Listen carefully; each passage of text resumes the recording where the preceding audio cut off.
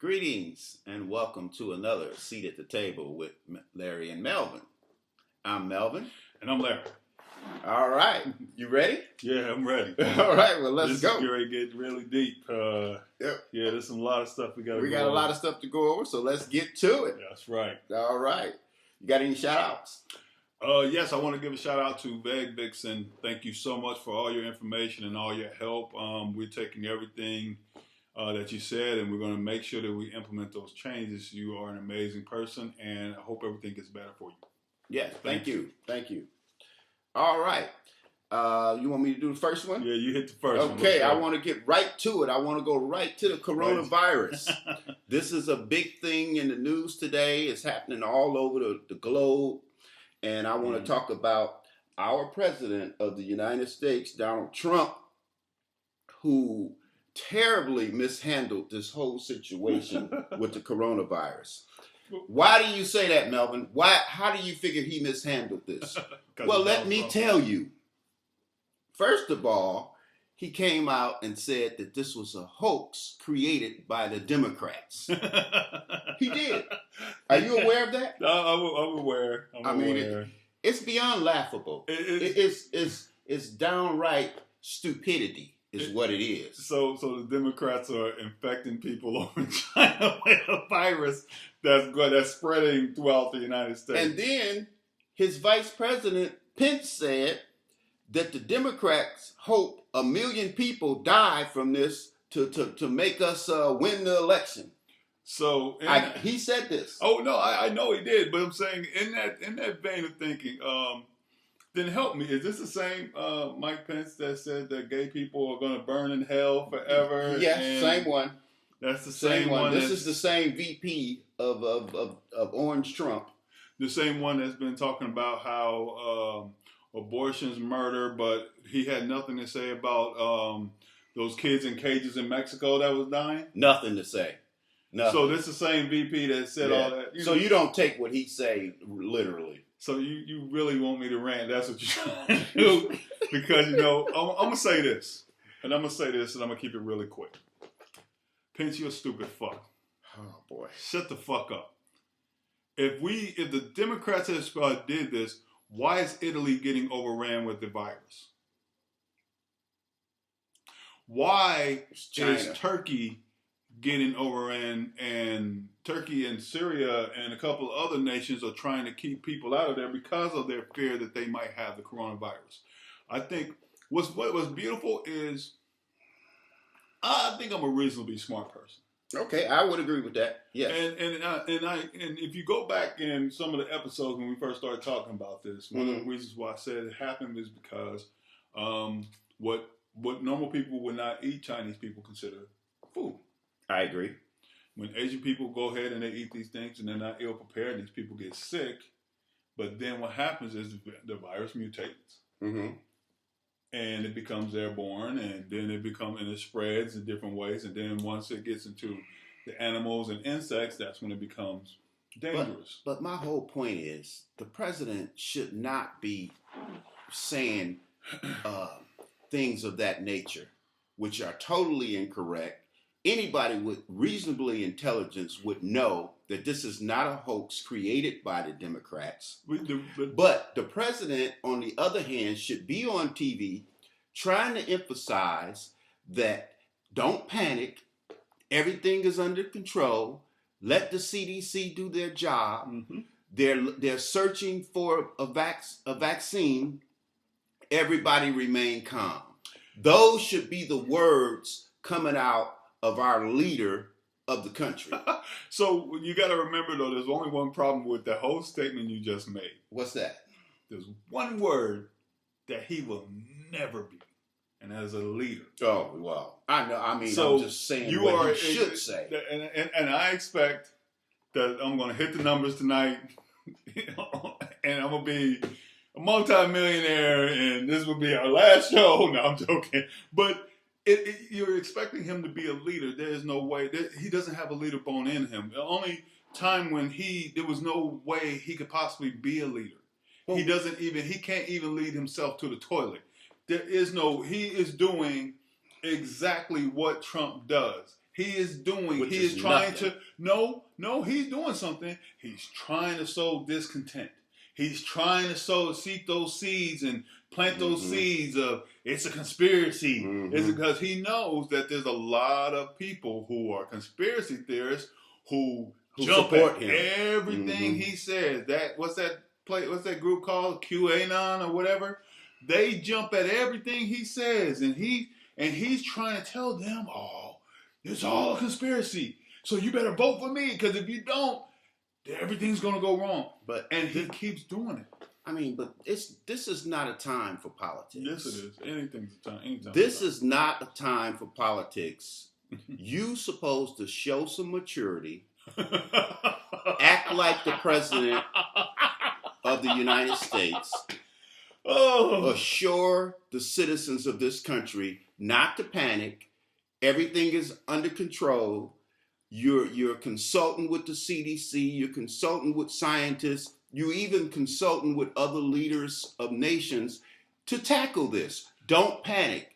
I reassure you, everything is okay. This is what he should be saying. So first and foremost, okay, once again, I mean, this is literally pathetic. How many scientists has he consulted with? I mean, I don't know. Let me help you. How many people other than his people is he consulting with? He need to be zero. The thing is, he is mishandling the situation. Not only is he, but is he though? See, you got to remember. Once again, you got to think crazy. I don't want to think crazy. So the craziest idea, the craziest thought to this is that yes, he is going to push this as a hoax. He's going to push this as a lie. He's going to push this as a because he knows the CDC is going to do their job. He knows that all the health organizations are going to do their job, and sooner or later, this is all going to blow over. Now, let me say this. We've done several videos, and I have yet to use strong profanity. So let's move on, because I'm about to cuss, because this is terrible. Damn, he took you there. Go this ahead. is terrible. Okay. So let's move on. We can cuss on the show. I know, but I don't. Okay, I know. go ahead. I'm gonna let you have the next one. So mine is gonna be simple, plain. Kind of hurts to say goodbye, but yeah, we gotta go ahead and say goodbye to 3 candidates. Oh, yes, they dropped out of the Democratic. Yeah, Pete Buttigieg, he dropped out. I think he was hoping to have a stronger showing in South Carolina. Amy Klobuchar, she was saying the same thing. She was hoping to have a much bigger showing in South Carolina. And the billionaire dropped out. I don't even know what. Yeah, Tom Steyer dropped out. Tom Steyer kind of... he was banking on South Carolina. He thought he would do a lot better there. Well, he was banking and thinking, and he finished third, I think. Yeah, right, because he was thinking that he was going to be in the top 2 or at least the top. Yeah, because he had put a lot of money in a lot of ads. Yeah, he had put a lot of time and effort. Planting all these seeds and getting all. He did the right thing. All of them did the right thing. But one of the things I like though is with Amy Klobuchar. Yeah. And even Tom Steyer and Pete Buttigieg, they all said straight up, they said, even though we're leaving, please go out and vote for whoever the Democratic candidate is. Yeah. Please go out and vote, because this is too important. They're still pushing, okay, even if it's not me, we need you to go ahead and do that. And I totally agree, but don't be trying to not mention the big story here that all 3 of them endorse Joe Biden, along with what's the guy from El Paso that dropped out earlier? Beto O'Rourke, Amy, Mr. Pete Goers. They all endorse my candidate, my boy Joe Biden. So real quick before he gets too big on his motherfucking soapbox, which is a bunch of bullshit, by the way. Because let's be honest. The reason why my issue with Biden,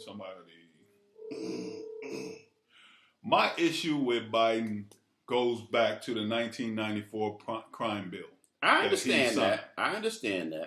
That crime bill set in motion a lot of the ramifications in the judicial system that black men face today. Right. When My issue with Joe Biden is when the crack era hit, Mm-hmm. and him and Bill Clinton, and I've said this openly and honestly about Bill and Hillary. I said fuck both of them too, because I believe fuck them both in their ass, along with Joe Biden, because of that super predator and that crime bill that was saying, you have mandatory minimums. Right. So right. This is why I love Dave Chappelle, because during the time when the crack era was dying out and marijuana and people were getting arrested, and we have brothers and sisters who are in jail today for having maybe a joint, or a minimal amount, and getting 10 and 15 years. Yeah, I agree. Okay. And wait, one more quick thing. So with that, I say when the opioid crisis hit, one of the biggest proponents who was, we got to save and help those people, they need to be rehabilitated, was good old Six Pack Joe. Okay. So you can say all you want to say. I'm with you, Joe. All the way to the White House. Fuck you, Joe. You were there for 8 years. I trust Joe Biden. I believe in him. And not only that, the most important thing why I support him and send him money on a weekly basis is the fact that Joe Biden can go across the aisle. Right now, we are in a stalemate. Joe can go across the aisle. Joe can't go across the aisle. I mean, he knows. Let me go ahead. Let you talk. My bad. Go ahead. He. You and your he's Joe Biden. Already. He know all the senators. He's been there for 2 decades or more. He's on a personal relationship with them. I don't think it'll be difficult for him at all to negotiate with Republicans as well as Democrats, moderates, so forth, conservatives. He's the man for the job. And nothing will be a surprise to him or new to him because he's already been in the White House for 8 years. Not at the top of the ticket, but trust me, he's very knowledgeable. You cannot go wrong with Mr. Biden. And not only that, I think that Trump would mop up the floor with socialist Bernie Sanders. We do not need him at the top of the ticket. I'm going to be honest, and I'm going to give you your olive branch. I am a Bernie Sanders supporter. I know you are. That I believe in everything that he's going to do. Is that going to happen? No. Pipe dreams. Is he going to make it to the White House? No. Because the powers that be are not going to allow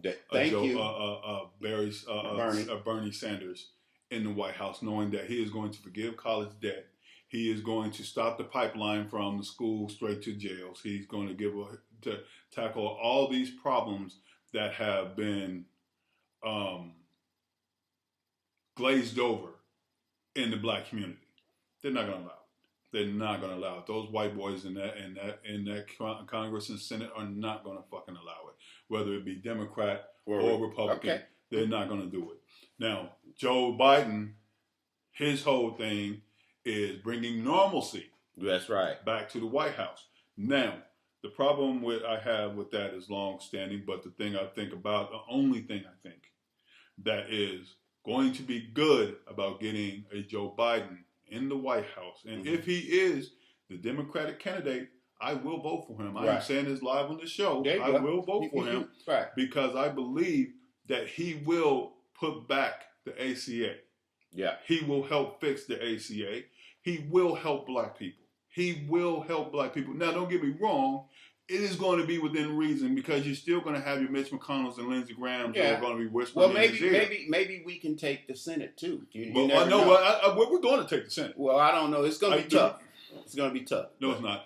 The thing about it, all the people who are up besides Mitch McConnell and Lindsey Graham, most of them, don't mention Lindsey Graham's name. They're going to. Lindsey Graham also has a young black man who's running on the Democratic ticket, who he's hitting head to head with. Which is going to be interesting on its own. But I digress. What I'm saying is with Joe, I will vote for you, Joe, but only on the stance that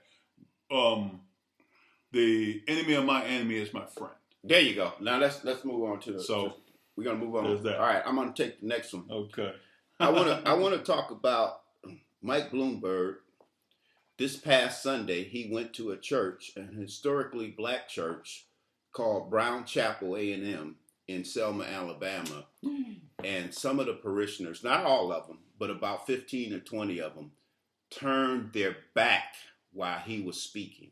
Mm-hmm. Now that's one of the most disrespectful things that you can do, as far as that you don't want to hear anything this person has to say. Amen. Talk to the hand, talk to my back. Amen. And they turned his back. And I don't agree with that type of behavior. But I do agree with the sentiment of it. I do agree that I don't want to hear what Bloomberg has to say either. I mean, stop and frisk ran too deep. It just ran too deep. It was started by what's the mayor before him? Giuliani, and then Bloomberg piggybacked on it. And you cannot discriminate against black and brown people for over 10 years and think you're just going to come back and get a kumbaya moment and apologize and everything is going to be all right. It's just not going to happen. These people despise you. And this candy endorsement from Sylvester Turner is not going to help you. Well, I would say, see, this is where. Did you see where they turned it back somehow? Yeah, I saw it. Yeah. The thing is, with Bloomberg, I was actually living in New York around that time, so right. I was one of Were you stopped? Oh yeah. Get out of here. Yeah. You walk down the street, they just come to you. Come here. You look guilty. What you doing? Where you at? Get your hand on the wall. Turn your pockets out. What are you doing? So this is the thing for me. But see, this is the thing. It wasn't only stop and frisk with Mayor Bloomberg. Let's go ahead and call it rat a rat. He actually also was talking about how redlining needed to be brought back into existence. Now, what you don't know, redlining was how white people created ghettos. So if you get a chance to look up redlining is where you have a literal red line of the areas that you did not want black people to be able to buy housing. Even if they had a job that could accommodate them being able to pay for that house in that area, and the house was readily available, the banks would not loan to them. So redlining. So he supported redlining. So with not only did he support it, he said it should be brought back. So he was saying. So Bloomberg was saying that because of the crimes and because of all the problems, maybe we should bring redlining back so that we could be able to know what areas are going to be the problem areas, and we could deal with those areas effectively. Yeah.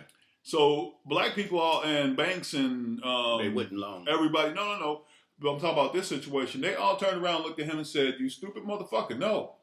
Right. We are going to keep doing what we're doing because studies have shown most times when you have a more diverse neighborhood, the prices tend to rise because a lot of those people, especially no matter if you're black, brown, green, or purple, if you buy a house, you're more likely to take care of your house. You're more likely to make sure that your house is something that goes up. Now, if you rent, then you're more likely to tear the place up because you know that it's not yours. So just like fundamentally, but Bloomberg, my thing is though, he also has the Greenwood Initiative. The Greenwood Initiative was where he was at. If he were to become president, he is going to. Well, if he becomes president, he won't. He wants to put 1 million.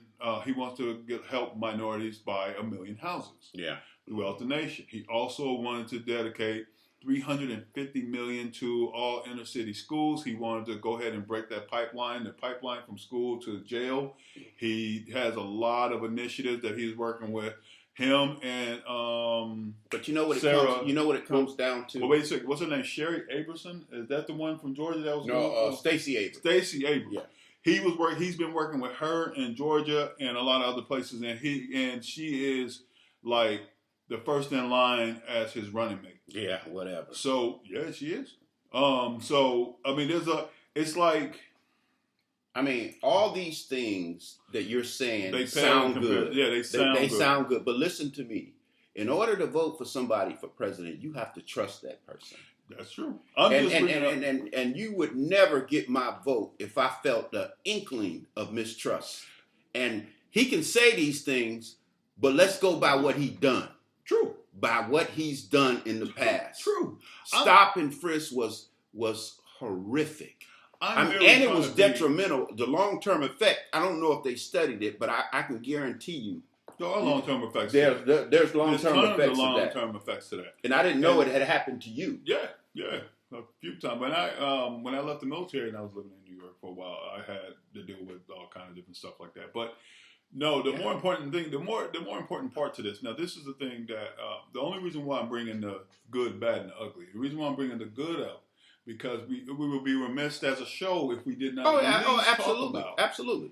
everything that's going on and not sit it and not do a hatchet job. Absolutely. You know, because like I said, I don't like Mary Bloomberg at all, but I am going to be honest about all those initiatives. That he's trying to lay out are very interesting, and they would help.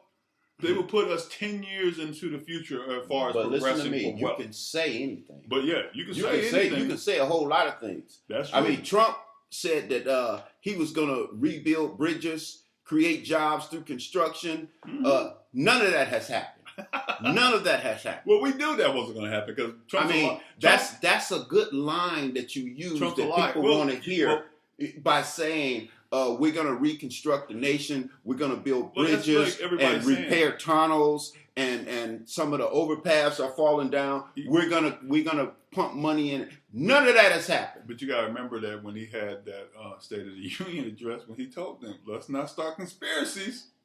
Let's not start no litigation," because he said it's gonna stall everything. Yeah. And he said it, and he telling y'all, "You motherfuckers want to play? Let me show you how to play. No fucking bridges. Those bitches start falling down. The same way, the same thing. Either you get me some dirt on Trump, or I'm gonna hold this $450 million to the Ukraine government. Of course he did. I mean, that's the way he plays. Yes, but see, the reason why he plays that way is that's the rich way of playing. Y'all don't get it. That is the rich way of playing. I'm going to hold my money if you don't give me something I can use. Yeah.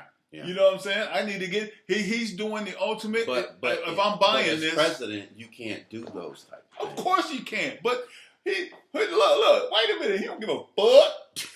His name is Trump, motherfucker. He said, "Shit, you better recognize my name is motherfucking Trump. I put my name everywhere. I'm like Oprah in this bitch."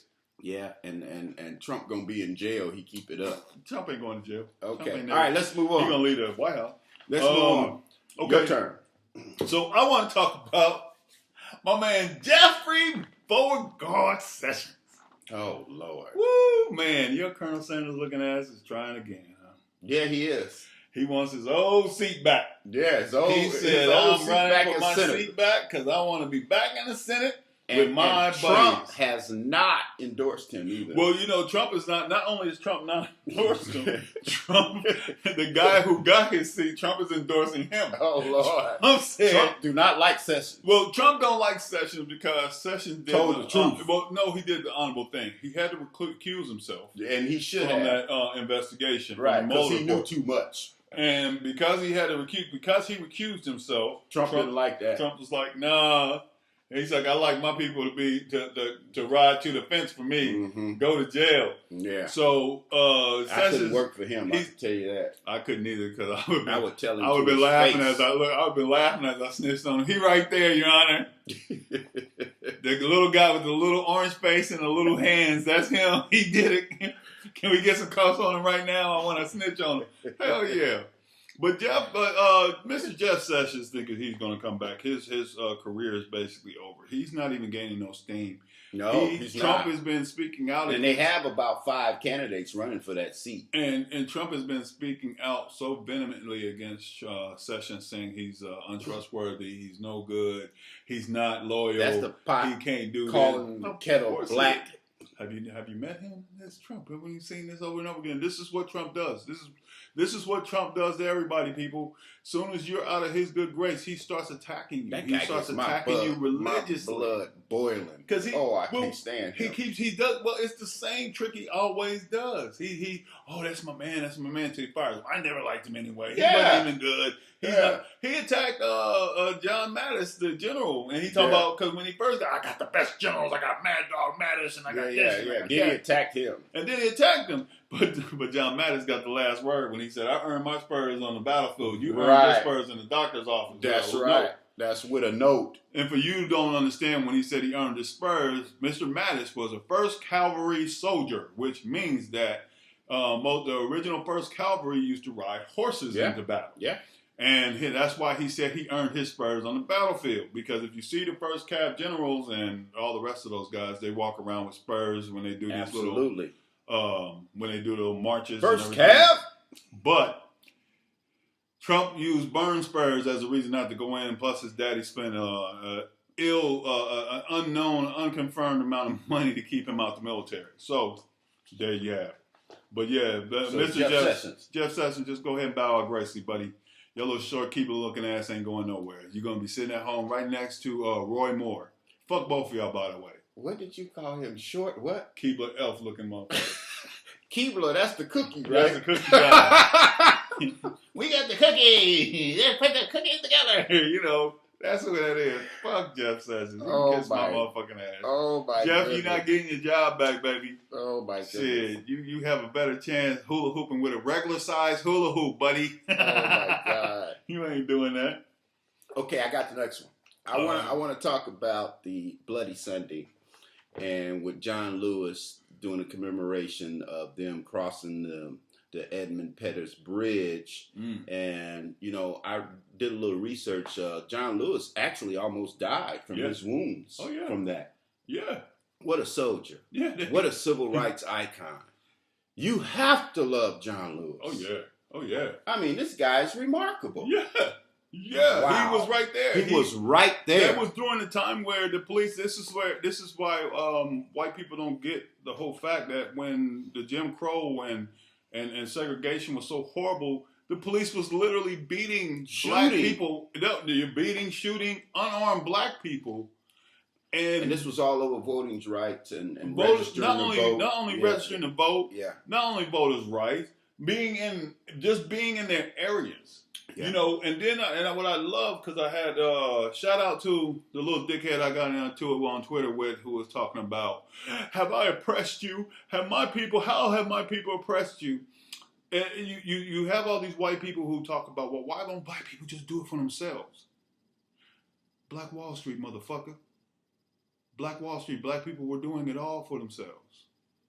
And y'all killed them. So, stop using that stupid ass analogy and understand that John Lewis is a motherfucking genius and he is the Superman. He's an icon. In my mind and heart, that man is an Superman. Amazing person. Y'all better leave that motherfucker. Y'all better leave him alone because y'all gonna mess around and y'all gonna be in the wrong area. And I want to also say Godspeed to John Lewis. I think he's got is it pancreatic stage 4? Stage 4 pancreatic cancer. Yeah. So I'm not gonna say that yet. I'm still going to give him his flowers while he's alive. I'm going to say that God makes miracles. So I am not going to say that I'm not going to let go of that yet. Yes, sir. I'm not going to let go yet. Yes, so, John, hang in there. Hang tough, brother. Keep that fight, brother, because I'm not ready. I'm giving you your flowers while you're alive, baby, and I believe in you, and I know. Not only that, pancreatic cancer is not a death sentence anymore. Not like it used to be. It's still pretty bad, but it's not like it used to be. But for him, like I said, God makes miracles. Yes, I he am does. going to believe in you, and I am going to keep my faith that you're going to be fine, John. And you are an amazing brother. Amazing brother, and we stand with you regardless of whatever. Yes. All right, I'll give you the next one. Oh, so the next one is mine. Mine is going to be easy. Okay. Jeff Bezos. Who? Jeff Bezos, the owner of Amazon. Okay. Amazon owner. Jeff Bezos is such an amazing gangster-ass motherfucker. I see why people hate him. So there was a thing that was said that right when the corona outbreak started happening, you know, a bunch of people who were selling medical stuff on Amazon. Mm-hmm. So medical masks went from 10 cents to like $25. Mm-hmm. Well, Jeff Bezos, let me give it to you. Jeff Bezos was looking at his computer and said, "Not on my watch." He got rid of 1 million products. Kicked them off of Amazon. Good. He kicked them off for price gouging. Good. And what was the other one? That's a good thing. For price gouging and lying. Yeah. false advertisement. Yeah, So absolutely. with the false advertisement, where he was promising that, oh, you do this, you won't get the coronavirus, or you take this, you won't get the coronavirus. If you Bunch drink of BS this, again. you won't. Yeah. So Yeah. Jeff Bezos ended up kicking off 1 million products. So if you look at that in terms of just money, let's keep it a whole buck. You take, say, $1. So do the 24 foot. No, not yet. I'm saving that. I want you to. But I'm saying, in terms of the dollar, if you say, say he was getting paid $2 right per each product, he just wrote off $2 million. Like absolutely. But then again, when you work billions like that, I guess. But it's about integrity too. Mm-hmm. I mean, exactly. Come on, that's price gouging. Exactly. Taking advantage of people and everything else. You know, that's ridiculous. That's what I support that. I support it too. I just wanted to bring that up because I thought that was the coolest thing I ever saw, where a person was saying, I'm not going to allow my customers to get treated unfairly. Taken advantage of. And I'm going to stand with my customers and make sure that they get the best price available, because that's what Amazon's known for. So not only did he do that, but he's taking a stand where he's going to make more money over it. Absolutely. Because more people are going to jump on board. All right. Next thing I want to discuss, I want to talk about the current tornado that happened in Nashville and Middle Tennessee, where 25 people have lost their lives. Yes. And I just want to send my thoughts and prayers and condolences to all of those families. I can only imagine how horrific that must be that you're going through right now. And, I don't know what's going on with all these tornadoes and fires, and it goes back to global warming. I think. Yeah. I just wanted to say, rest in peace, and my heart goes out to you guys. I remember stories about the last time when they had a tornado in the Panhandle, where this teacher had one story that stuck out to me. Is this one teacher had a car, the wind was blowing and pushed this car, and this little baby was about to get killed, and the teacher dove on the baby, and the teacher got crushed. Oh wow! But she saved the child. Man. Oh, so well, she's in heaven. Yeah. But so I can only guess what is the situation in this. And once again, my heart goes out to you guys with all the different things that could possibly go wrong. Tornadoes are the worst, because absolutely there's nothing that can stop them. You know, you're dealing with Mother Nature at her finest. So it's really not much you can do in a situation like that. So please, you are in my prayers. Absolutely. All right, I'll give you the next one. And then we'll do our final thought. Well, I got two more. Okay, go ahead. And then I'll be ready for a final thought. But I want to say rest in peace to Pop Smoke. The 20-year-old rapper. 20-year-old rapper. Pop Smoke, there was a lot of speculation on what happened to him, and it kind of finally came out that he got a home. He had a person break into his house while he was there. Dude pulled out a gun, shot him, and killed him. And then they said he ran out the front door. So then, as normal, TMZ, you horrible news station. You don't like TMZ? I hate TMZ. They're always the first to get a story out, and it's usually accurate. Most of the time when they get those stories out, so now I'm going to hit you with the rant. They do that at the sake of the people. Okay. Like the Kobe Bryant situation, where they put that out before Vanessa even knew. Right. I see what you're saying. Pop Smoke. They put so that they out. they so entrenched with getting things out first. They don't look at the sensitivity of the issue. All it is just a paparazzi move. They're just horrible, ridiculous paparazzi, little menacing, that just sits there and does like this. They put out, they want to get there first. They want to have it out first. They want to get it there, even if the shit isn't accurate. Right. Even if it's not right. Even if the family doesn't know. Right. Now that's the difference, because they don't have to worry about following the pledge of the press. Right. Because they're really not. They're really not the press. But they're ABC, CBS, NBC. Exactly. But they're quick to throw that press thing in your face when they're confronted with lawsuits. Yeah. Freedom of the press. Right. And so with that, and this is the thing with really, I love my people. I love black people. And it's just hurtful that something like this could happen to a 20-year-old young man. And it's not even so much to where it's shocking, where it should be like, oh, how could this happen? Because it happens so much. Right. So we've rest in become peace. desensitized. Not only have we become desensitized, we've also have. This is something. See, this is the thing. When you say that you've become desensitized, you're looking at the overall picture. Right. Of America has become desensitized. So many shootings. But the difference is that we as black people have been desensitized for over 20, 30 years. Yeah. We've been desensitized since the 60s. Well, we've been desensitized forever. Yeah.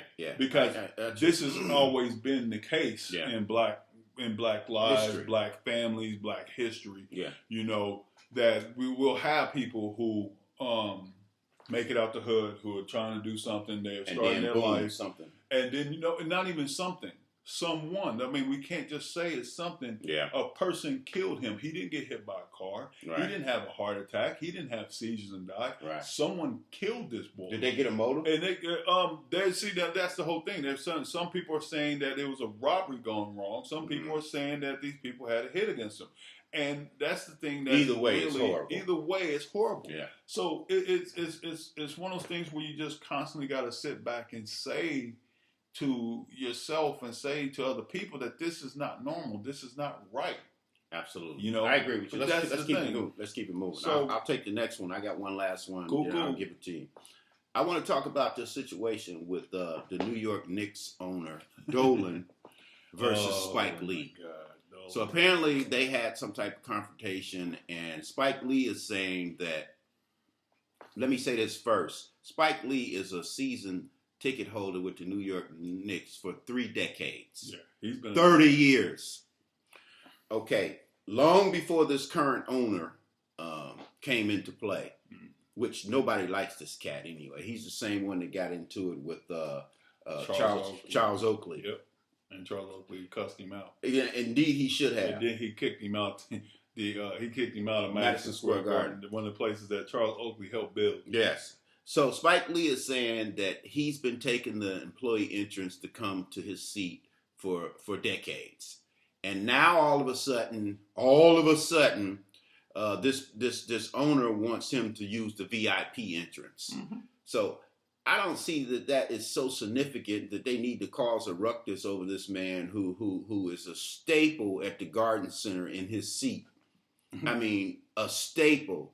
Who can forget what Reggie Miller, the famous choke? Yeah, I mean, Spike Lee is like a Nick to me. He basically he's been on the floor longer. He's been on the floor longer than most Knicks have even been. They weren't even born when he was. Yeah. So come on. Yeah. I think this is totally ridiculous. I think it's some BS, and I think this owner is just horrific. He needs to sell this team. So what ends up happening, and this is where the problem always comes into play. So with Spike Lee has, when he did Do the Right Thing, I think was his first one. Right. Do the Right Thing.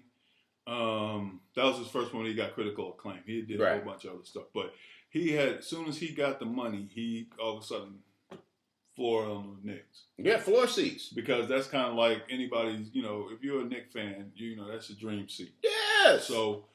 But he's live and die Knicks. His attire, his speech, he loved it. And not only do he love them when they're winning both ways. He loves them when they lose. Both ways. I mean, they ain't never won. Not recently. Don't make me go at you. You can go at me all you want. The Knicks are horrible. But the Pistons are so great. Yeah, the Pistons are horrible. But back to back, baby.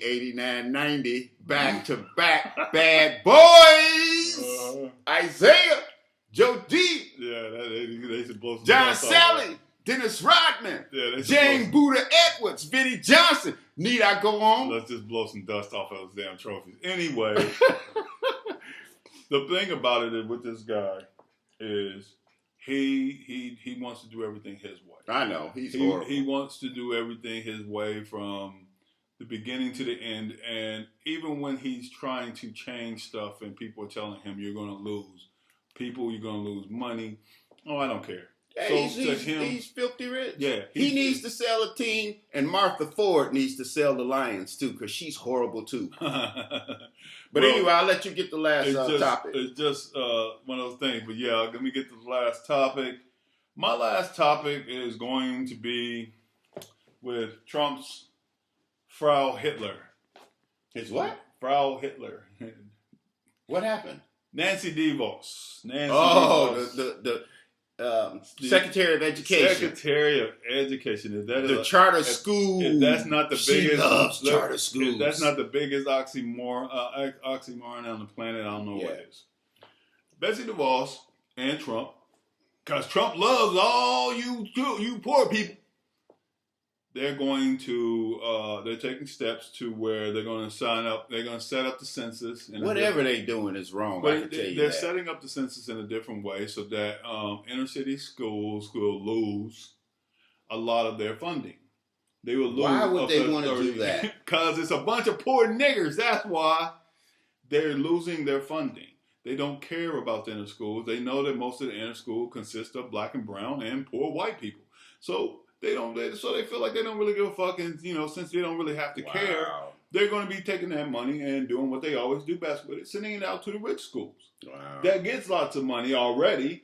That also gets help from their booster clubs. That also gets help from the state. That also gets help from the rich, everything. Private donations. So they're going to take it from the poorest kids, which means that they're going to be restricting the kids' ability to learn. They're going to be restricting the kids' ability to even eat lunch. Get computers. Oh man, if they got computers, that's a luxury. Yeah. So what they do is, and this is what Betsy DeVos is. This is why Betsy DeVos has been in front of. I never liked her from the moment she got that job. Well, she's been in front of Congress about 50 times? Several times. Because of all the different things she's implemented at the request of Donald Trump. And every time she just gets up there, I don't have those figures. I don't know. Because she can do that. Because she's a rich white woman and she knows her children will never suffer. Yeah. Her children are going to go to the best schools. Her children are going to go to the best colleges. And let them little nigger kids in the urban cities figure that shit out. And that's basically what it is. And Betsy DeVos, I hope you get turked by a syphilitic bear. Oh. Because the bullshit that you pull, you're a horrible person, Betsy. Everybody knows it too. And the sad part about it, you know it too, and you don't give a fuck. You can sit there and take from the lowest. Man, right now, Mom, I love you, but I gotta let her know. You take from the poorest kids. Yeah, that's not good. From the people who need them most. Who need it most. And what's really pathetic about you, Betsy, you sorry ass bitch, you sit here and you try to play the cards and you talk about how you're a Christian, but really, are you a Christian, Betsy? Is that a Christian move to take from poor people? I thought the Christian move would be to give to poor, to help poor children. Isn't there a Bible verse that says you would rather throw a noose around your neck and tie it to the biggest boulder and die and throw it in the deepest sea than harm a hair on the head of one of my children? I agree. Yeah. That is a Bible verse, right? I mean, it's just. I'm not surprised. I will say that I am not surprised, and this is not only coming from Betsy, because best believe not that some of that money is going to go ahead and pay for that wall. So he's not getting no. Oh, y'all, shit. Let's run it down let's run the list down real quick. He took from the military he loves, right? Yeah, that he took billions from the military that he loves so much. Spending. No, he didn't cut it. He just took that money out that was supposed to go to military pensions. That's cutting. Yeah, but I'm saying it didn't come out their budget. That's the thing. He did it a sneak way. Mm. Then he took from the Veterans Administration, to whom he loves, because he cut theirs. So he cut me as a veteran, he cut our ability to go to the VA. Yeah.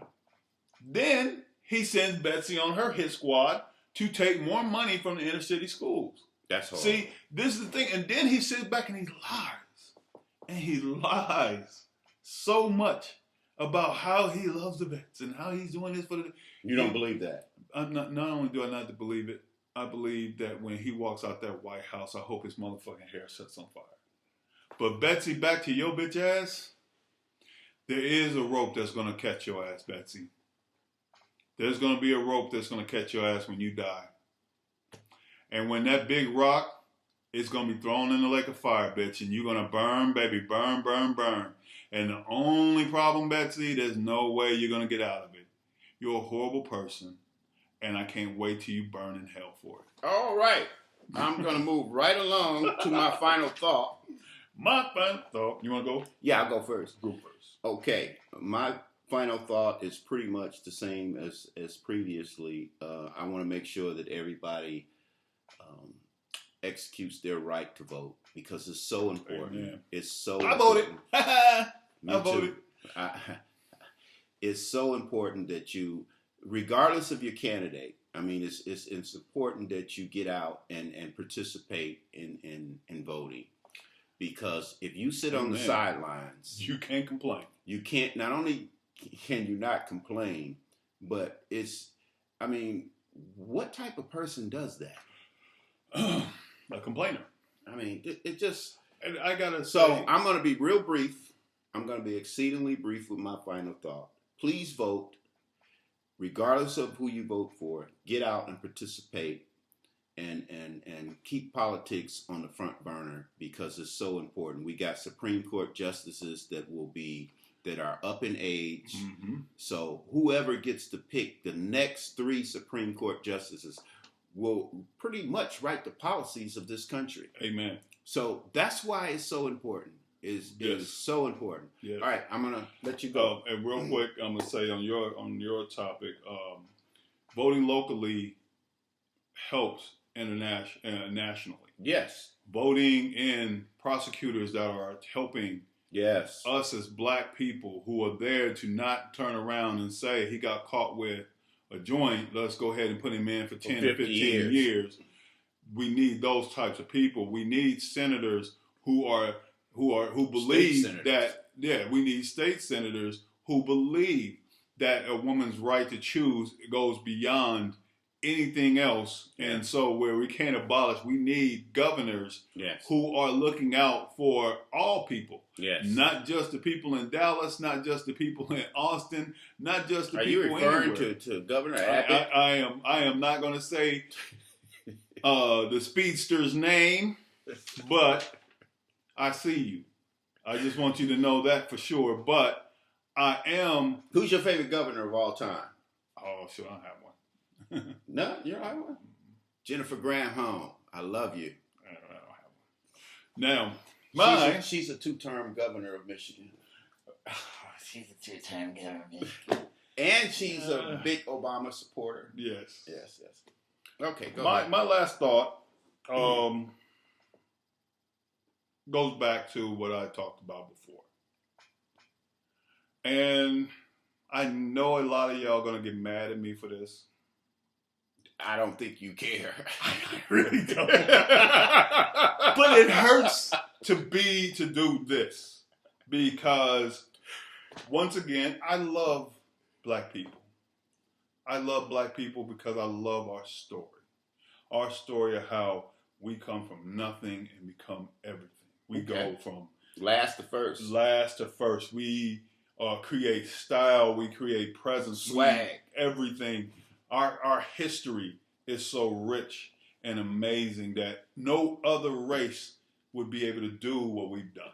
Okay. No other race. If you were to put the Asian race being slavery and go from here, if you were to put any other race, it wouldn't have worked the same way that we did. To where we have billionaires, where we have people who are doing all these things. But damn it. We attack ourselves. We humiliate each other. What do you mean? We attack each other, meaning that, you ever notice when you're at work and another dude who don't like you for no reason, other than that you black like he is. Mm-hmm. And so what does he do? He just starts spreading bullshit about you. Mm.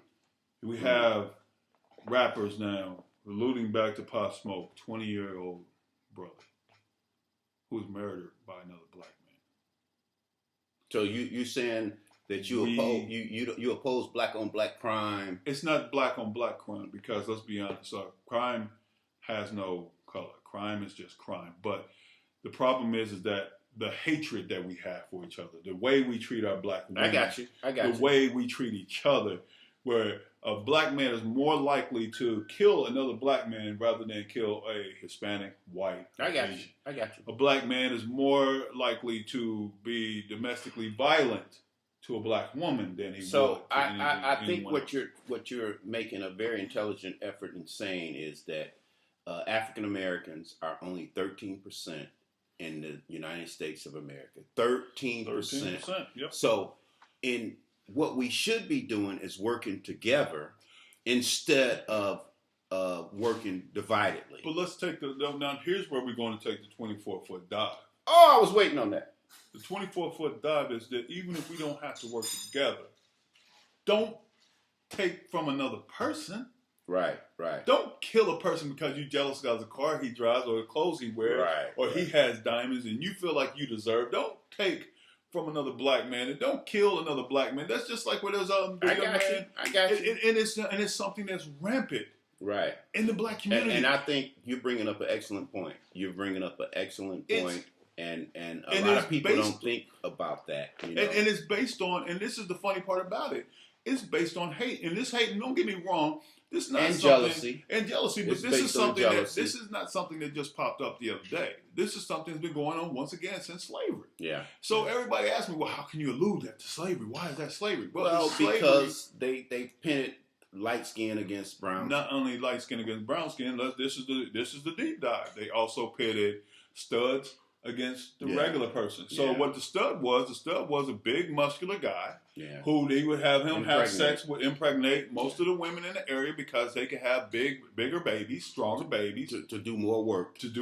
Exactly. So Ooh, a lot of getting times, deep. So a lot of times when you had a family and the father the guy who was the wife who just had sex with the stud and got pregnant. Yeah. So they would impregnate them like they were bulls and cows. They would impregnate them like they would do horses. Right, and then the father who was probably married to the black woman would have to raise that child. Right.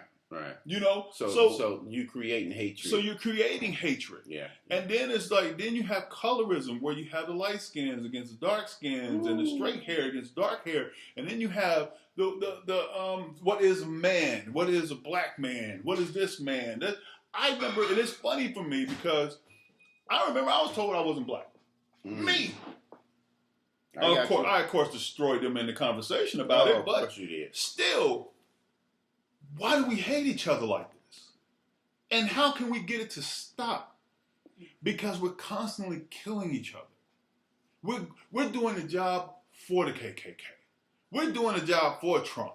We're doing a job for all those racist motherfuckers that want us dead. We're doing it ourselves. All they have to do is sit back and watch. No, keep the Gucci, Louis Vuitton, and all them stores packed with stuff for us to buy and hate each other on. Keep on selling them those nice new cars. Yeah, I got you. And we'll kill ourselves. And it's sad because it's something that doesn't even need to happen because I'm one of those guys that firmly believes that 9 times out of 10, any successful black man, all you gotta do is talk to him and he'll tell you all the secrets that you want to know. Yep.